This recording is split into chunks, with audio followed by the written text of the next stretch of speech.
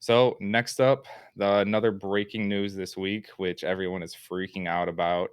Matthew Stafford has been placed on COVID reserve list. He's obviously not on the active roster, and Chase Daniels and David Blau have both been splitting reps this week.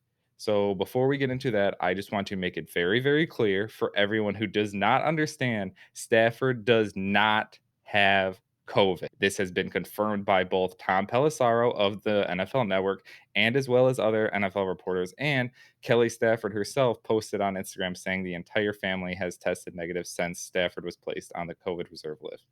So I just want to make that clear. Also, due to the new updated COVID protocol, players who are on the COVID list just need, depending on what tier they're in, there's different tiers and stuff. I won't get into that.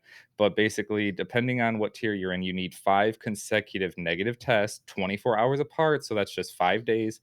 And for if anyone who can do math, this happened on Monday.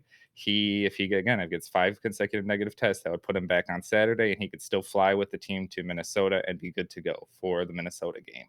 So again, as of right now, according to Kelly Stafford, he is posting negative, and unless there's some unforeseen circumstances, it looks like he should be good to go this week. Obviously, that means he's going to go all week with not practicing. Hmm. So I don't know how much that would affect if he does play on Sunday. If maybe they just not play Stafford on Sunday, even if he does have the 5 negative tests, just because not.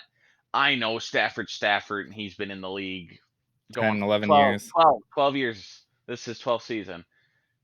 So yes, he's been in the league long enough. He probably could do, but when you're game planning all week for a team and everything, and then like your starting quarterback hasn't game planned all week, like hasn't been out there at all, like how much do you play him?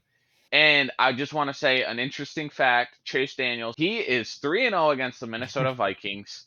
He has completed 22 passes of 31 for 1 touchdown and 0 interceptions for 159 yards. So yes, not a lot of yards, not a lot of touchdowns and stuff, but he is 3-0 against the Minnesota Vikings. Never thrown an interception. So maybe if Stafford doesn't play, Chase Daniel plays, and he puts up his nice little 4-0 against the Vikings. Like you never know what's possible. So it's not the end of the world if Stafford doesn't play this week. I don't think. Obviously, Chase Daniels has some good numbers against Minnesota.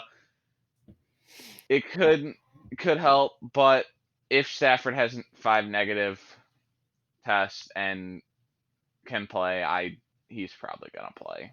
Yeah, I agree with you. Like you said, if it's a whole week of no practice, it might be a little iffy. But as you mentioned, it is Stafford and in his 12th season, and he's been with the offense is pretty much the same. The only newest piece, we don't even really have. I mean, DeAndre Swift and I guess Mohamed Sanu, but like you said, he probably won't play if he does only a few plays this week. So I really don't think Stafford's going to have any issues. It's just if they had any specific plays they were trying to work on, those are probably going to get thrown out the window, like any specific trick plays or any specific design plays. They're probably just going to have to stick to the basic script, basic textbook plays, and hopefully rely on their defense a little bit more.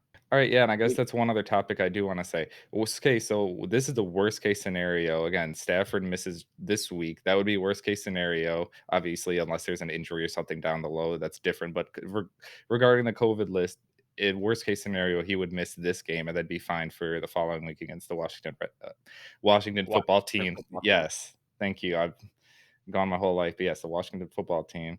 So either way, that's worst case scenario. And then if we have to decide who do we play between David Blau and Chase Daniels, obviously we're paying Chase Daniels that amount of money. He's the backup, but David Blau is the one who played half the season last year under Daryl Bevel. He knows the offense. He knows these players. He played with Amendola, Galladay, Jones, um, Johnson. Like he knows the offense. He knows these players. So which one would you prefer under center? I know you just mentioned that he's undefeated against Minnesota and all that stuff, but I'm starting Chase Daniels, but if he's not looking good enough, or if just you just don't like what you're seeing out of him, then maybe put David Blau in there.